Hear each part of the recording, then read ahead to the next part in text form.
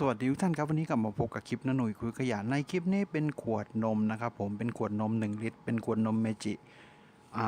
นมสดพร้อมดื่มนะครับบรรจุในขวดพลาสติกครับทีนี้เราจะนำตัวขวดที่หลังจากการดื่มแล้วเราไม่ได้ใช้